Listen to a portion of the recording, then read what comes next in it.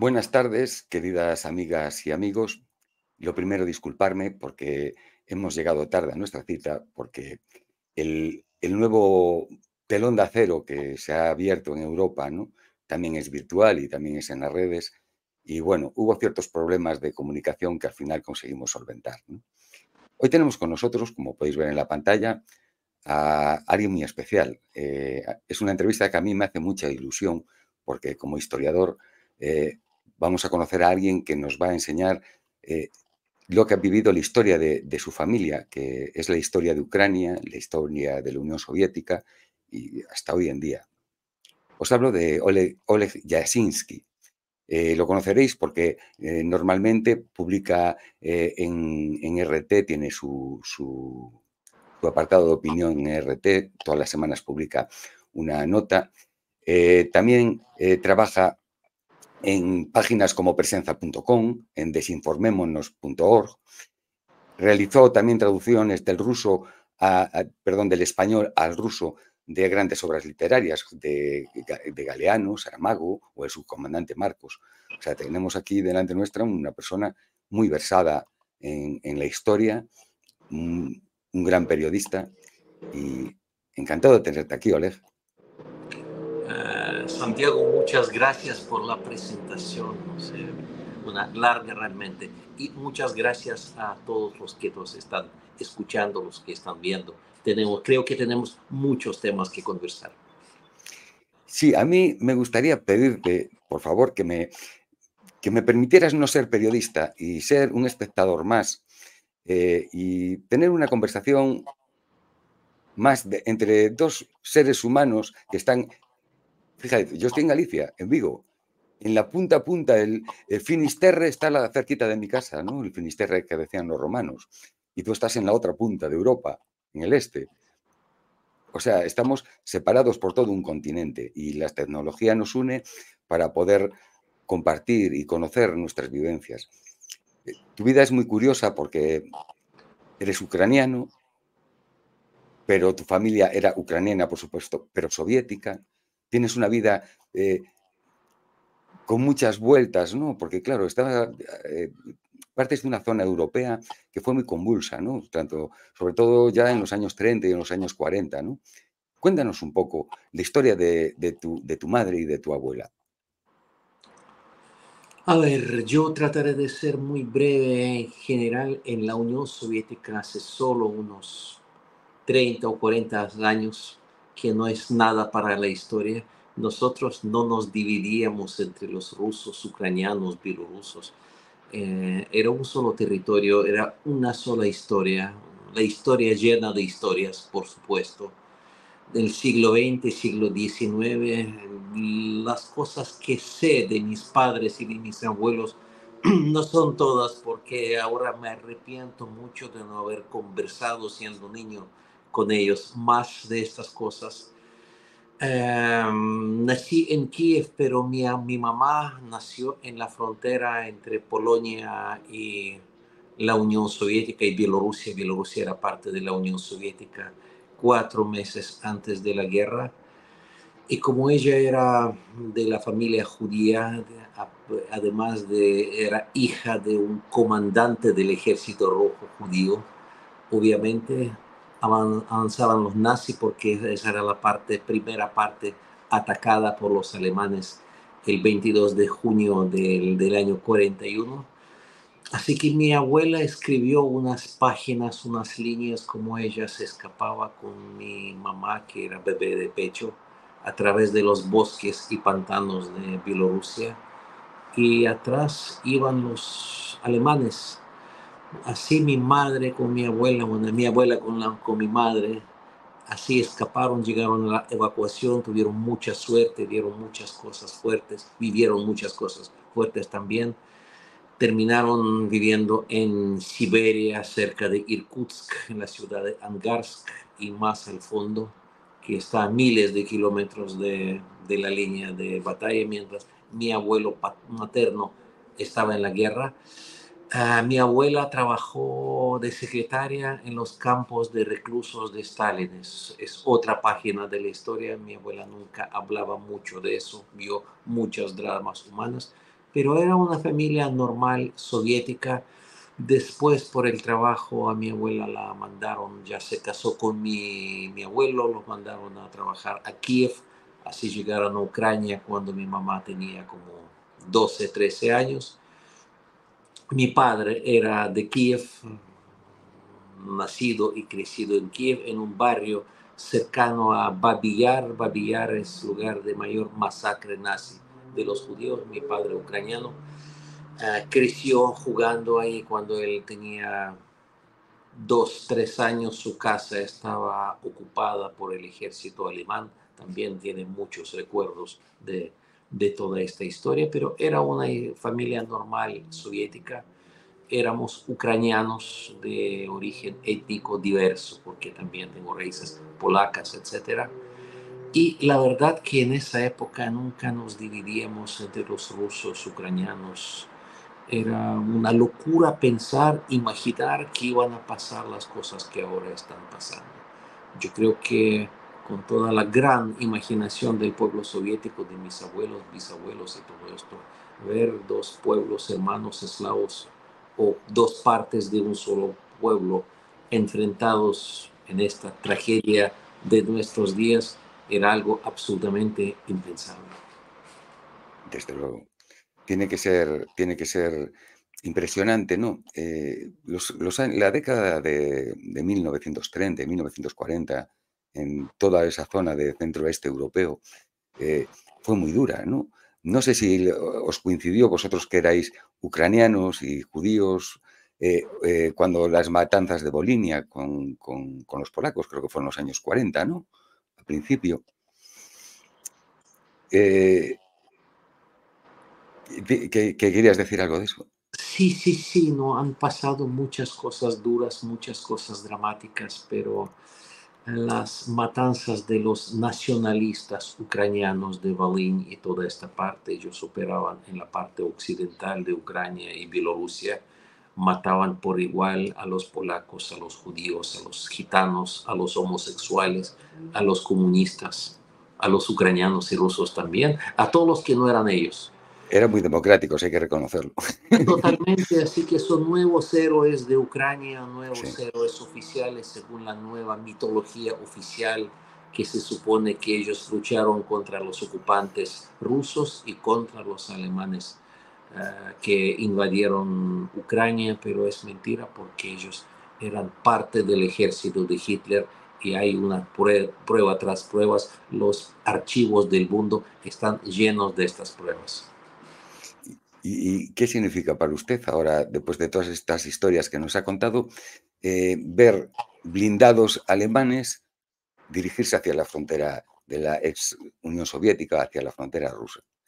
¿Qué puede pensar, qué puede sentir un ciudadano que, aunque sea ucraniano, a lo mejor hasta tiene raíces rusas o es o nació como soviético? Porque hace 30 años, cualquier persona que tenga 40 nació como soviético, no como ruso o como ucraniano. ¿Qué puede pensar al ver eso? ¿Qué puede Mira, sentir? yo nací como soviético, moriré como soviético, pero también me siento ucraniano, ruso, chileno, latinoamericano, porque la mayor parte de mi vida pasé en Chile.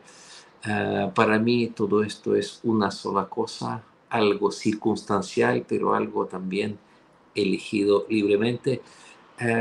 Para mí más impactante que los tanques alemanes avanzando hacia la frontera con Rusia ver a los ucranianos, a los muchachos que nacieron y crecieron en mi país, a quienes entiendo o creía entender perfectamente que están en estos tanques o detrás o delante de estos tanques, viendo las fuerzas de la OTAN o viendo a los Estados Unidos como su aliado natural contra su supuesto enemigo que es Rusia.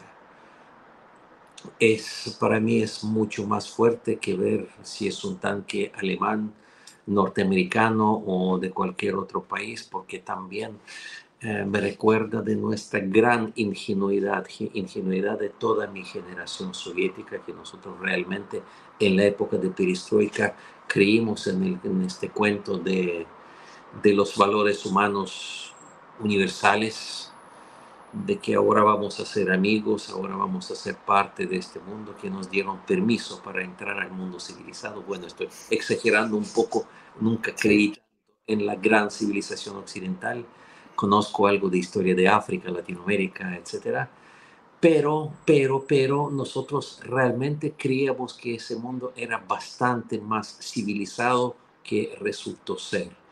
También pensábamos que en Europa existen los movimientos sociales independientes, pensábamos que en Europa existe izquierda, que existe la sociedad civil que es independiente del poder. Y ahora al ver a Alemania y el resto de países europeos y lamentablemente España también como rehenes de la OTAN y de los mecanismos de la Unión Europea que están totalmente controlados por los capitales financieros transnacionales y también por las transnacionales, por Monsanto y otros, los que realmente están en guerra contra Rusia.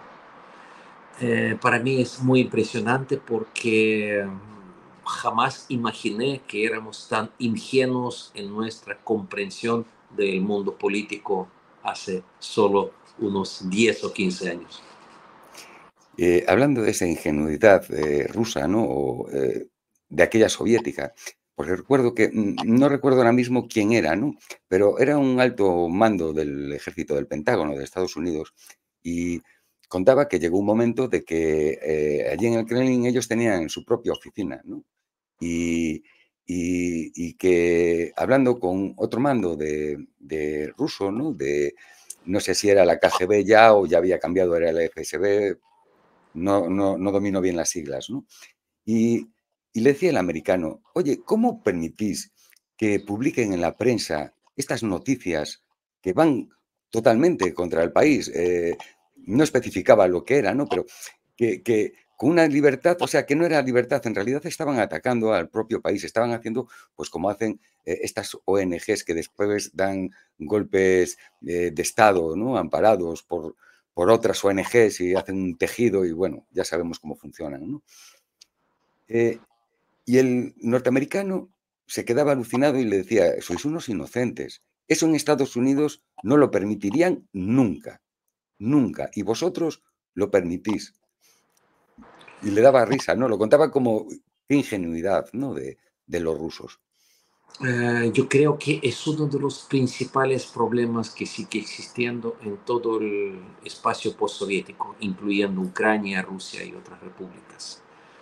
Lo que pasa es que cuando nosotros vivíamos en la Unión Soviética, en la sociedad soviética, había muchas cosas maravillosas, buenas, que ahora parecen imposibles, pero tenía sus contradicciones y aparte de eso, yo creo que el principal defecto o problema que teníamos, no existía una discusión social, una cultura de análisis crítico de la realidad porque estábamos formateados por otro sistema.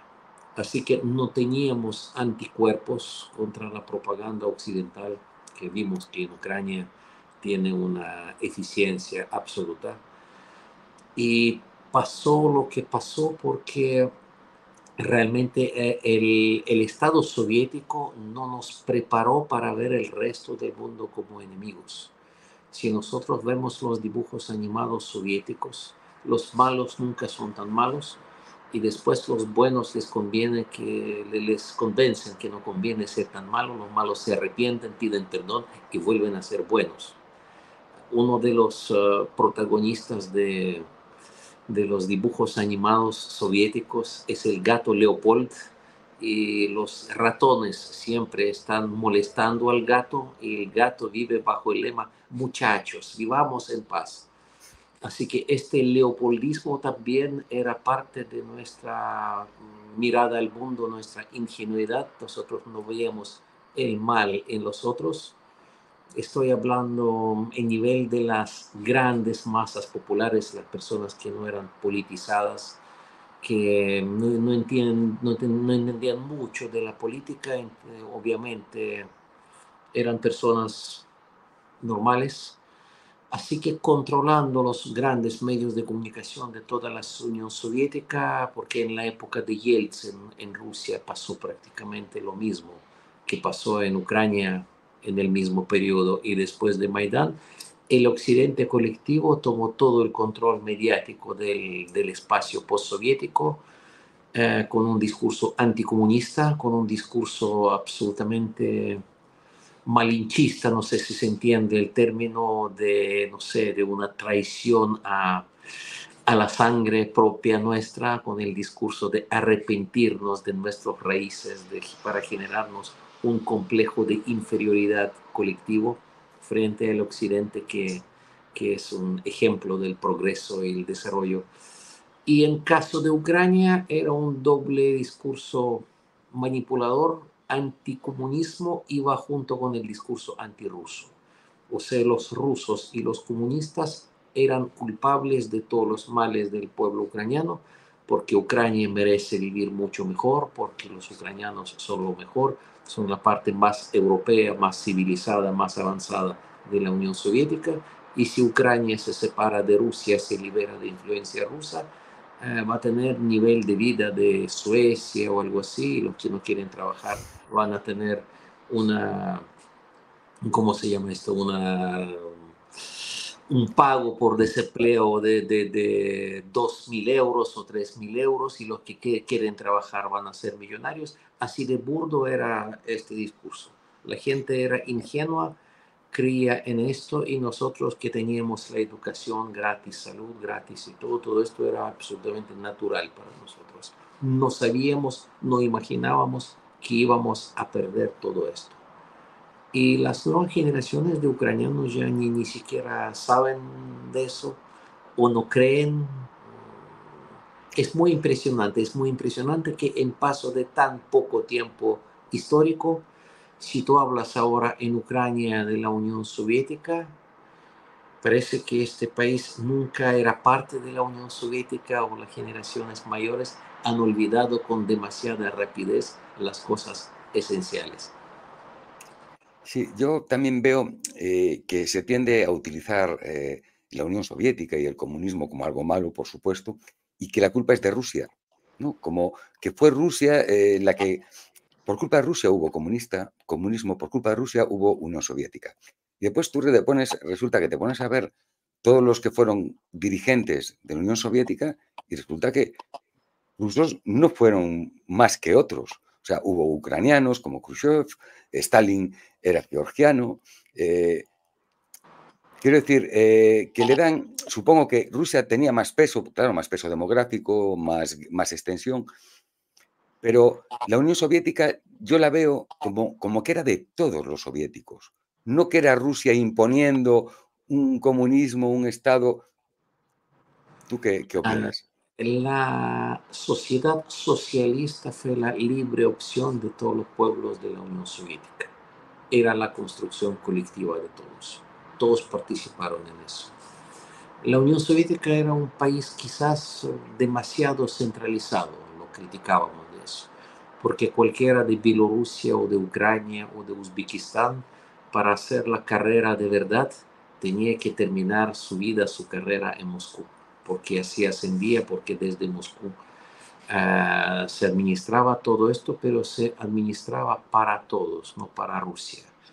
Ucrania tenía nivel de vida en promedio más alto que otras repúblicas de la Unión Soviética por su privilegiada ubicación geográfica, porque un país con mejor clima que Rusia en promedio. Las tierras más fértiles de Europa están en Ucrania. También la Unión Soviética invirtió muchísimo en la metalurgia pesada en Ucrania. Ucrania se convirtió en principal fabricante de acero para Europa. La ciencia, la educación de Ucrania no era obra de solo de los rusos, sino de toda la Unión Soviética.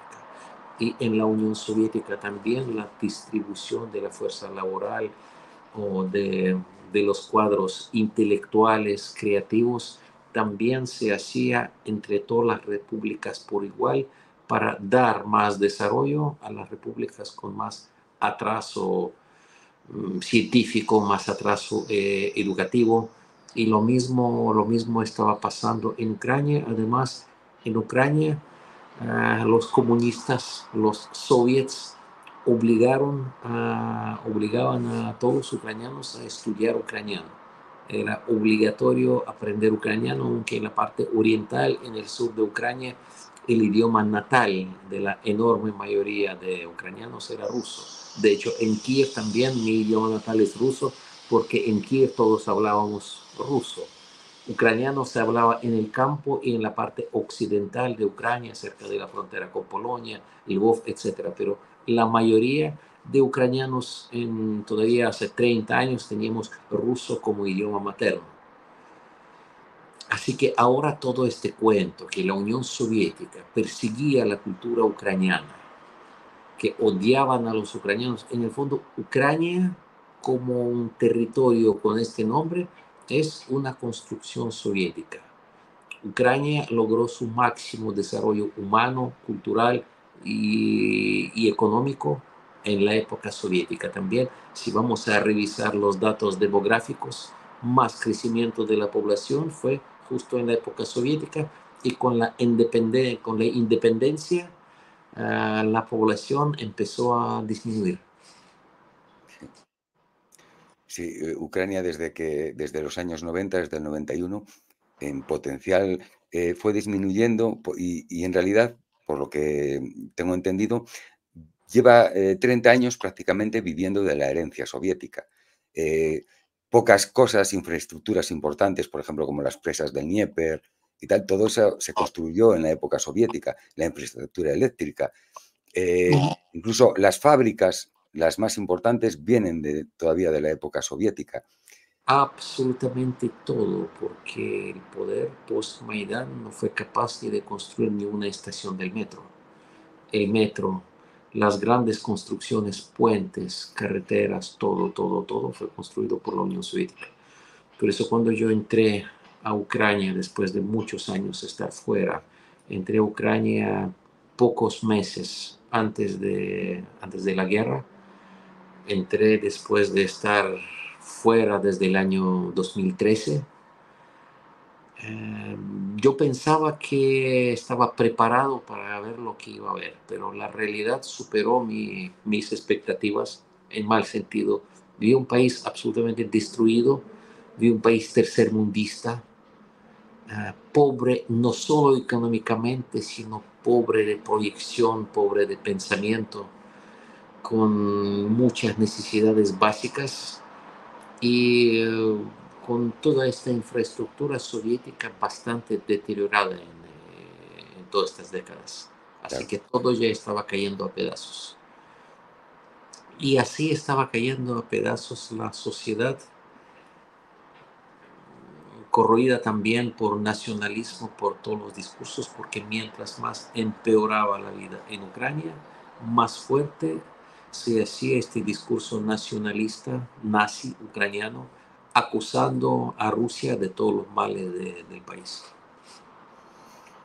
Es increíble en tan poco tiempo cómo fueron capaces, bueno, no tan poco tiempo, porque yo recuerdo vídeos aquí en España, incluso emitidos por la televisión española, del año 2010, 2012, 2013, incluso antes de Crimea, de la situación de Crimea y del Maidán. Y se miraba como niños eran entrenados como banderistas directamente,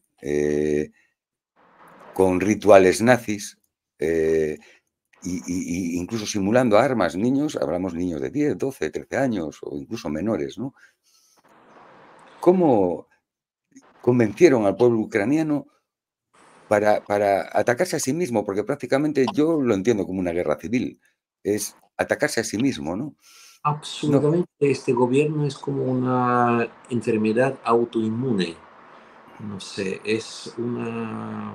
Primero había que destruir a Ucrania, que existía la Ucrania soviética, demoliendo los monumentos a Lenin, y no solo monumentos a Lenin y monumentos a los héroes soviéticos, sino también destruyendo los monumentos a los héroes soviéticos, los luchadores contra el fascismo, a los soldados que liberaron Europa de los nazis. O sea, este gobierno que acusa a Putin y a Rusia de ser fascista está demoliendo, destruyendo y profanando las tumbas de los luchadores contra el fascismo que liberaron Ucrania y Europa.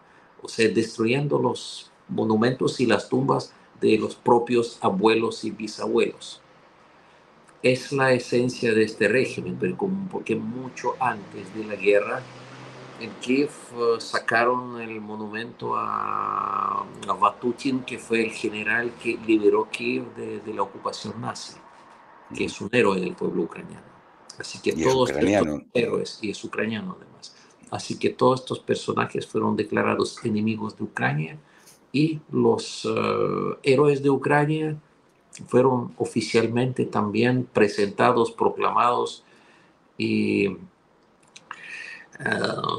beatificados los personajes como Bandera y Kanovich y muchos otros que eran colaboradores de los nazis según todos los documentos históricos que existen en el mundo.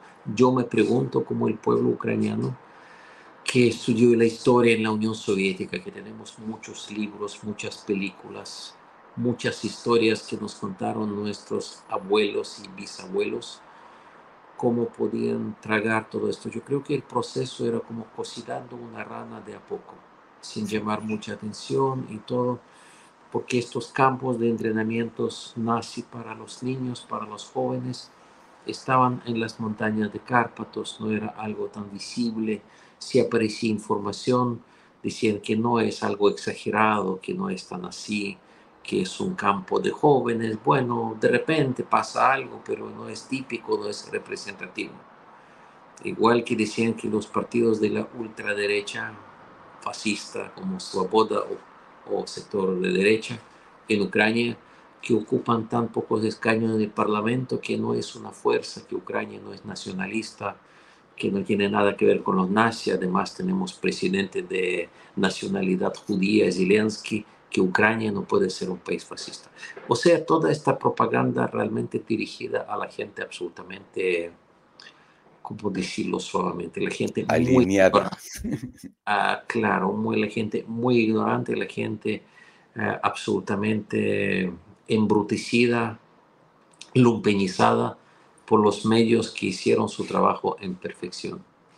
El capitalismo y sus colorines, sus luces de colores. Yo supongo que incluso los ucranianos en un principio hasta se creerían que todos los europeos teníamos un BMW en la puerta y ganábamos 5.000 euros al mes, ¿no? Mira, Y yo creo que pasaba una cosa como en la época de Perestroika, cuando tuvimos realmente problemas económicos que en la Unión Soviética no conocíamos, cuando nos asomábamos a Europa, que todavía era otra Europa, no la de ahora, veíamos la diferencia en la calidad de vida. Incluso en Polonia se vivía económicamente mejor, y mucha gente de la Unión Soviética pensó que sí, que esta es la vida que nosotros merecemos, que los soviéticos nos tenían en la pobreza, que los comunistas o los rusos o no sé quién son culpables, y aceptando todas las recomendaciones de nuestros amigos mayores de Europa y de Estados Unidos, vamos a mejorar nuestra calidad de vida.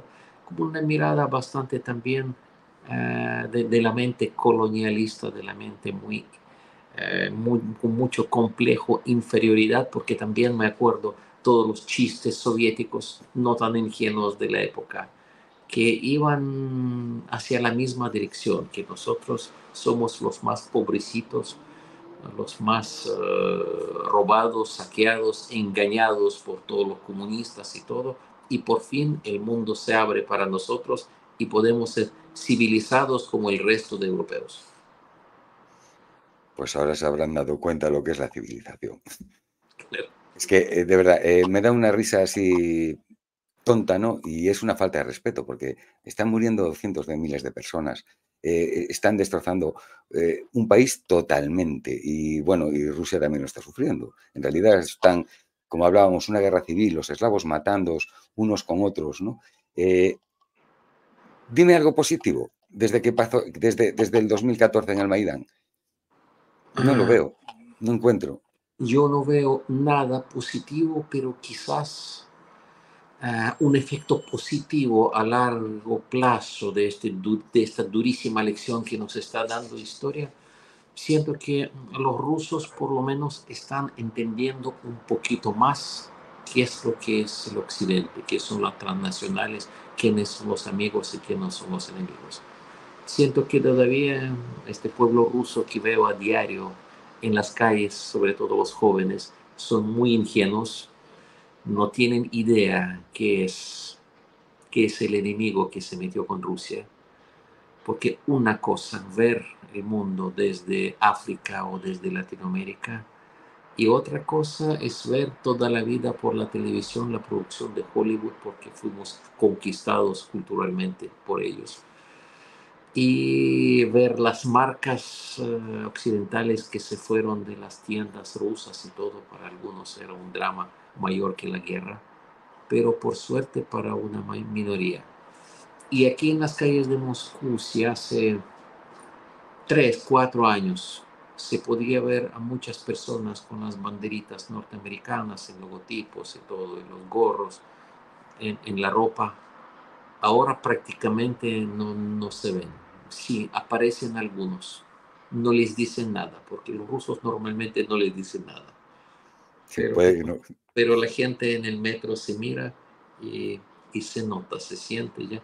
Se siente que los rusos están valorando cada vez más su país. También es un pueblo cada vez más crítico, es un pueblo que exige de su gobierno, de sus autoridades, más justicia social, más cambios positivos, menos capitalismo, más otra cosa que se estaba perdiendo. Eso también se nota y aquí en Rusia hay muchas discusiones políticas sin ninguna censura en todos los cafés, entre todos los amigos, en todas partes. Como los medios libres en el mundo ya no existen en ninguna parte, ni las redes sociales, pero el Telegram ruso en Rusia es un lugar de un interesante encuentro intelectual de varias visiones, de varias miradas, de mucho cuestionamiento de la historia. Yo creo que lo positivo que los rusos por fin se interesaron por su propia historia y buscan las respuestas a las preguntas que hay que darlas lo más pronto posible. Me gustaría ir un poquito hasta la actualidad. ¿Qué crees que puede significar que el régimen de Kiev pierda a su baluarte en el gobierno de Estados Unidos, que es el presidente Biden? ¿Tú crees que Kamala Harris conseguirá continuar ese mismo apoyo que Biden lleva prestando desde que es presidente? Santi, primero que nada, yo siento que cualquier cosa que yo pueda decir ahora no vale mucho porque siento que todos mis pronósticos desde el inicio de COVID hasta los últimos tiempos Nada, ¿no? chocaban contra la realidad y de repente nos dábamos cuenta que no entendíamos nada porque vemos la pequeña punta del iceberg, lo que nos muestran los medios. Si el mundo fuera un poco más racional o si lo entendiéramos un poquito más, la lógica que nos sirve cada vez menos, pero esta lógica me indica que Kamala Harris puede no llegar a ser la candidata real porque no cumple con muchos requisitos. Y si yo fuera imperialista norteamericano, yo jamás le asignaría este cargo. Me parece que es casi lo mismo que Biden, pero más joven, con menos demencia, pero como proyecto político y todo esto es lo mismo y es un proyecto político que está tambaleando, ya está casi fracasando. No sirve, no convence y el sistema necesita la sangre nueva, algo. Yo le recomendaría a Michelle Obama, por ejemplo, que me parece más interesante, pero por suerte no creo que no verán nuestro programa y seguirán con Kamala Harris. Por otra parte, Trump, aquí en Rusia también hay algunos ilusionados que llegando Trump al poder en Estados Unidos se podrá resolver algo, porque claramente para Trump la prioridad está en la China y en Israel. Estas serán sus guerras o sus conflictos o sus luchas y Ucrania es lo secundario. Pero recordemos que son de dos lados de prácticamente lo mismo. Se pueden haber matices. Además, tampoco el presidente en Estados Unidos es quien gobierna. O sea, yo preferiría no tener ilusiones. Me encantaría equivocarme, pero yo no tengo grandes ilusiones. Yo veo otro problema más serio. Yo siento que Rusia no tiene un interlocutor por el otro lado, porque yo no veo desde el occidente a nadie con algo de poder, ninguna fuerza política, ni quien podría estar interesado en, por lo menos, en volver a la OTAN a las fronteras de hace 15 años. O sea, desmilitarizar toda esta zona que amenaza directamente a Rusia. ¿Quién podría reconstruir las relaciones con Rusia desde más sentido común, sin ser prorruso ni nada? Lamentablemente en Europa yo no veo fuerzas políticas reales con capacidad de llegar al poder quienes podrían devolver la independencia, la soberanía a sus pueblos, para que las autoridades españolas o alemanas o francesas realmente lucharan por su pueblo. Me da un poco lo mismo ahora cómo se presentan, como izquierda, como derecha y todo, porque a las izquierdas europeas desde hace tiempo no creo, o sea, siempre traté de creer en las izquierdas, pero yo creo que lo que está pasando ya no aguanta ninguna crítica.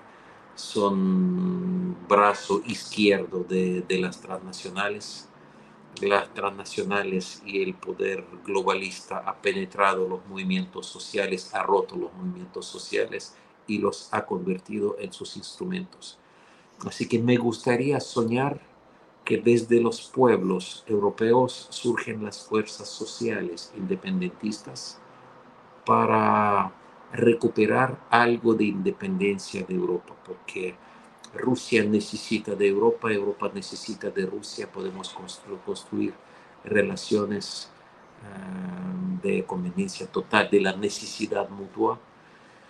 Y lamentablemente yo no veo una pronta solución para todo esto, aunque aquí en Rusia también hay muchos rumores, están hablando de paz, de un posible arreglo de algún tipo, pero no veo ningún buen arreglo porque para solucionar esta cosa hay que, hay que cambiar totalmente el poder en Ucrania, el poder político y militar, y tener un proyecto claro para Ucrania. Yo creo que Rusia ahora está pensando no necesariamente el gobierno, la sociedad civil real rusa, la que los patriotas rusas, como dicen los patriotas de verdad, están pensando en un proyecto que sería bueno para Rusia, para Ucrania y para el resto del mundo también, un proyecto humanista, un proyecto atractivo que permitiría a los ucranianos sobrevivientes a identificarse con eso, a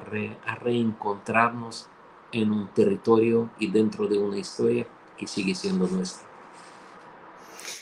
Antes hablábamos de la ingenuidad del pueblo soviético, de los rusos en concreto, pero también quiero poner aquí una pica de la ingenuidad que tenemos los europeos.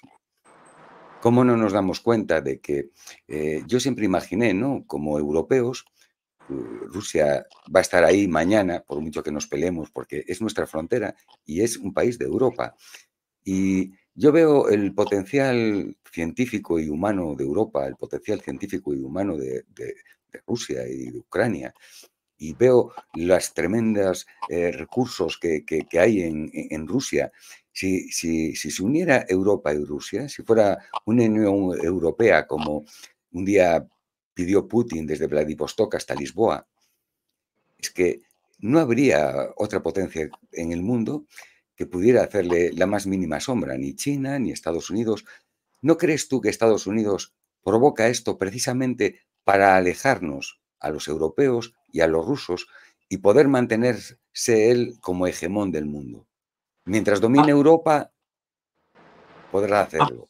absolutamente, Santi, y da la impresión que decidieron sacrificar a Europa para eso, porque la única manera de lograrlo a largo plazo, ellos que antes proponían plan Marshall para Europa, ahora optan por sacrificar a Europa porque ya sabemos que desde la Alemania, desde otras partes, la industria se traslada a los Estados Unidos. O sea, vemos todos estos lamentables procesos. Y no es solo Europa, sino su política de siempre es dividir países, regiones y todo, porque miremos a Latinoamérica, miremos a África, miremos a Asia, muchas partes de Oceanía y todo, vamos a ver absolutamente el mismo procedimiento. Y aquí en Rusia, a pesar de que hay mucho más comprensión por parte de la gente común de quiénes son las élites actuales europeas, quiénes son las élites políticas de Europa, no hay ningún resentimiento, ningún odio hacia los pueblos de Europa, porque la cultura europea es parte de cultura de la Unión Soviética y de Rusia, porque nos educamos, crecimos con libros de autores europeos, no sé, de España, ni hablar de Don Quijote, de García Lorca, de Miguel Hernández y tantos, tantos. O sea, es tanto la cultura nuestra como la de ustedes. Los rusos lo llevan en la sangre. Así que los rusos tienen muchas ganas de poder volver a Europa a abrazar a sus amigos europeos que quedaron ahí, de volver a caminar por las calles de las ciudades europeas que conocieron. Los rusos quieren mucho Europa y saben también distinguir entre poderes políticos que están traicionando a Europa y a los pueblos europeos que lamentablemente ahora están desarmados, desorganizados, manipulados, pero los rusos no ven a los europeos como enemigos. Yo creo que también en un principio aquí la prensa dominante es que es una continua ataque contra Rusia. Rusia es todo lo malo, es el mal, cualquier problema que hay, que se cae Internet, la culpa es de Rusia. Es que es así de sencillo, da igual, la noticia, el periódico que sea, siempre es culpa de Rusia, ¿no? Y llevamos así años, ¿no? En un principio la gente, aquí te puedo asegurar que en un principio, pues sí, ¿no? Rusia invadió. Claro, la gente que no tiene una cultura histórica a lo mejor muy formada, lo entiende como que simplemente Rusia invadió. Es más, aquí en la prensa nos decían, no, no, es que un día se levantó este Putin, que es un dictador, y se levantó con el pie mal y se fue directamente a conquistar, no Ucrania, sino a conquistar toda Europa. Viene a por nosotros, ¿no? Quiere llegar a Lisboa. Aún hoy se publicaban una nota de prensa en la que reconocían que los mismos servicios secretos, la CIA, le decía a los gobernantes norteamericanos que Putin, Rusia, no estaba interesada en ir más allá de Ucrania. Sin embargo, vemos como Biden y todos los políticos europeos que simplemente hacen seguidismo, yo creo que deben de mandarle una nota desde Washington a las cancillerías europeas diciendo el mensaje que toca hoy, ¿no? Y les dio igual, sabían que no, pero ellos lo publicitaban así, como que Rusia quería invadir Europa y quiere, vamos. Santi, incluso te diría que más que eso, Rusia no quería influir a Ucrania más de lo que lo hizo a principios de los años 2000, porque Rusia, lo único que quería Rusia es que Ucrania no entrara a la OTAN, que Ucrania sea un país neutro, amistoso, no más que eso, y que hagan lo que quieran. Por eso, cuando Ucrania empezó la primera guerra civil contra su propia población en Donbass, atacando a Donbass, porque si Maidán fue una rebelión de la pequeña burguesía, digamos, la pequeña burguesía manipulada por el Occidente, porque Occidente prometió, sabemos lo que siempre promete a todo el mundo, a tomar el poder en Kiev, y la fuerza de choque eran los grupos de ultraderecha nacionalistas ucranianos en el oriente de Ucrania, en la zona donde nunca se habló ucraniano y que culturalmente siempre ha pertenecido a Rusia. O sea, los étnicamente rusos y ucranianos sin diferencia, porque en Ucrania occidental los rusos hablan ucraniano, en Ucrania oriental ucranianos hablan ruso, y físicamente y biológicamente y étnicamente son prácticamente lo mismo. Así que cuando Donbass dice no a Maidán, que no queremos este poder, no queremos esta Ucrania, nuestro país es otra cosa, Kiev está atacando, manda las tropas a Ucrania Oriental. Rusia no se mete, Rusia no interviene. Al principio, los soldados ucranianos, los muchachos normales, no quieren disparar en Donbass. Los recibe la gente local, ellos llegan con hambre ahí porque ya había un caos y desorden y todo, así que los habitantes de Donbass reciben a los militares ucranianos con comida, con agua, con leche y todo eso, porque todavía se sienten de parte del mismo país. Y en ese momento se forman los grupos como Azov y otros de lo que en Latinoamérica se llama paramilitarismo, los grupos de la calle, los grupos de ultraderecha, de choque, armados hasta los dientes. Ellos van delante del ejército regular ucraniano y abren fuego. Y ahí Donbass responde y logran lo que querían lograr, una guerra civil, un conflicto civil. Rusia con mucha paciencia no se mete. Rusia ayuda un poco con las armas, unos que otros instructores militares, lo que acusa ya el gobierno de Kiev de intervención rusa, que no era cierto. Y aquí la crítica en Rusia y sobre todo la crítica en Donbass al gobierno ruso fue que Rusia no está ayudando a Donbass, que Rusia dejó a Donbass a solas con Ucrania. Y Rusia diplomáticamente empujando todo este tiempo, ese tiempo, ¿no? Por favor, pónganse de acuerdo, por favor, cese de fuego, negociaciones Minsk 1, Minsk 2. Rusia quería que Donbass fuera parte de Ucrania.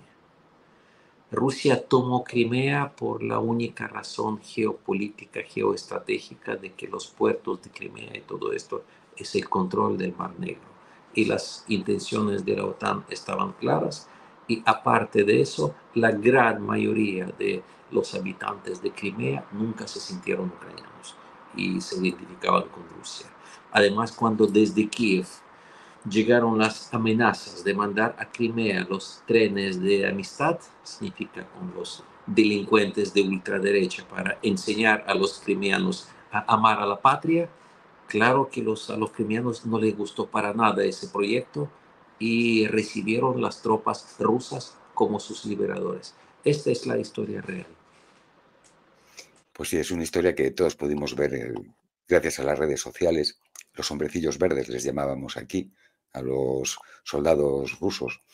Pero cualquiera que tenga un poco de cultura histórica comprende que Rusia no puede permitirse perder Crimea y sus bases navales, así como no puede permitir que en Ucrania haya un gobierno hostil, porque prácticamente hasta casi los Urales, más bien hasta el Volga, hasta Stalingrado, lo que, bueno, perdón, es una referencia a la Segunda Guerra Mundial, ¿no? Hasta Volgogrado, prácticamente no hay ningún tipo de accidente geográfico.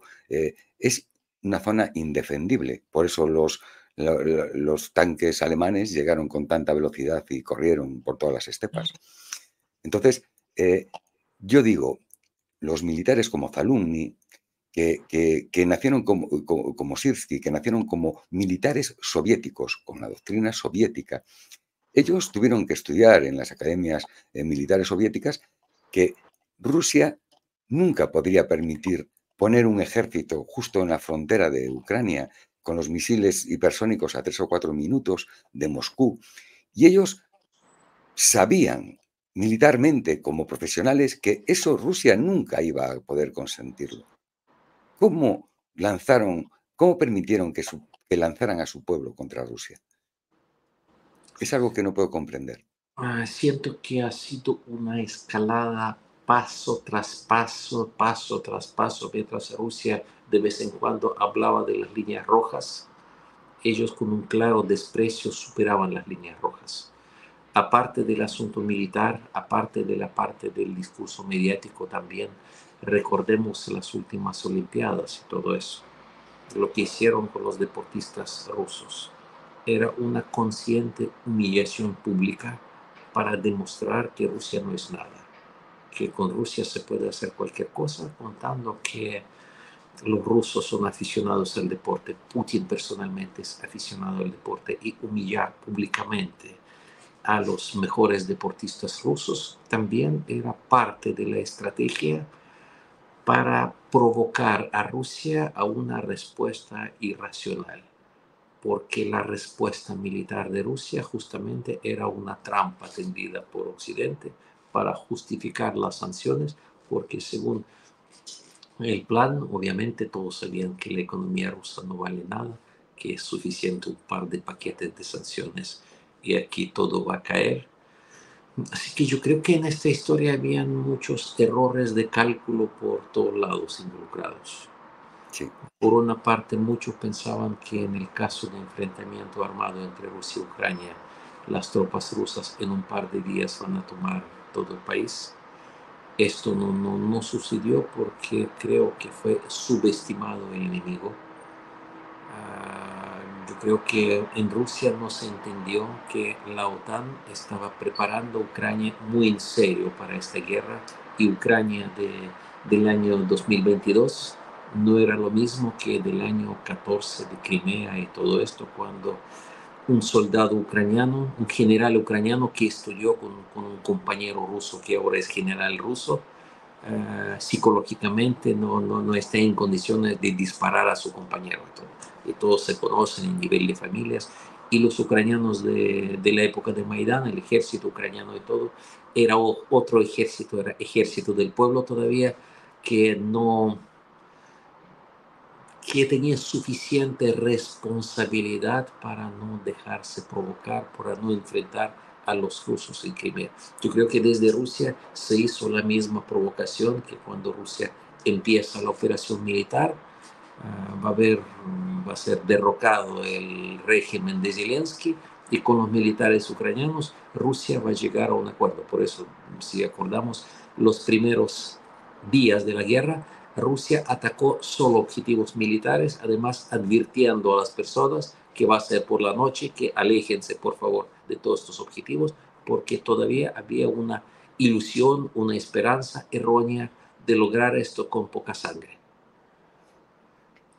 Por otra parte, Occidente pensaba que al atacar Rusia primero, eso por una parte justifica las sanciones que van a derrumbar la economía rusa y por otra parte en toda Rusia van a empezar las protestas ciudadanas tipo Maidán. Va a haber una represión brutal por el tirano Putin, así que se va a sublevar el pueblo y van a lograr su objetivo. No sucedió nada de esto, porque aunque cuando recién empezó este conflicto armado, sin duda era un shock para todos en Rusia. Nadie estaba emocionalmente, mentalmente preparado para eso. Fue como un silencio. Me acuerdo de esos días en Moscú, era una tristeza total y absoluta, porque aquí todo el mundo tiene familiares, amigos y las personas cercanas en Ucrania. Y me acuerdo que cuando muchos rusos empezaron por redes sociales y todo, enviar sus palabras de lo siento, no sé, su palabra de apoyo humano a sus amigos en Ucrania, de respuesta le llegaron los insultos, las maldiciones y las fotos de los soldados rusos muertos en masa. Fue una respuesta masiva que fue como también como una ducha fría para muchos. Y los que salieron a protestar, no salió tanta gente, pero habían protestas. El gobierno trató prácticamente con guantes de seda, sobre todo si nosotros vemos cómo actúa policía en las plazas de los países democráticos y desarrollados. Así que la policía del tirano Putin detenía a estas personas, los llevaban a la policía por unas horas, los interrogaban, tomaban un tecito, un cafecito con ellos y los soltaban. Así que no hubo la represión que esperaba el Occidente. Así que todo esto se calmó y después, cuando muchos rusos se dieron cuenta que realmente que el fascismo en Ucrania no es un cuento y que el Occidente no es que está preocupado por más o menos democracia en Rusia, sino el objetivo es convertir a Rusia en otra Ucrania, los rusos dijeron que no y los rusos se consolidaron el apoyo a Putin sin duda todo este tiempo, no porque les gusta la guerra, porque ninguna solución en estas circunstancias, porque los rusos se acuerdan la época de Yeltsin, la época de tanta libertad como extrañan algunos, ¿no? Pero el pueblo común se acuerda que pasaban hambre en la época de Yeltsin y las mafias eran dueñas de las calles rusas, igual que en algunos países de Latinoamérica. Era los años de la peor pesadilla y la reciente historia de Ucrania post-Maidán es lo mismo. Rusos tienen contacto con Ucrania, saben la calidad de vida en la actual Ucrania. Así que cuando vieron que esto es lo que nos quiere imponer Occidente, claro que van a defender el Estado, el gobierno. Pueden criticar a Putin, pueden estar o no estar de acuerdo con una u otra cosa, pero están defendiendo su país, están defendiendo su territorio. Yo conozco a muchos militares, a muchos voluntarios que son críticos al gobierno, que siempre han sido críticos, que no necesariamente apoyan a Putin, pero están totalmente contra la invasión extranjera, contra este monstruo que está en guerra con Rusia. Así que todas nuestras discusiones internas las dejaremos hasta los mejores tiempos. Esta es la mirada desde acá, más o menos. Pues te agradezco mucho esta intervención, te voy a dejar ya. Llevamos una hora de programa ahora mismo y, sinceramente, es una entrevista que me ha encantado porque nos ha permitido hablar con ese enemigo que nos presentan, ese enemigo desconocido que está al otro lado del telón mediático, ¿no? Y comprender un poco lo que gran parte de los ucranianos pueden sentir.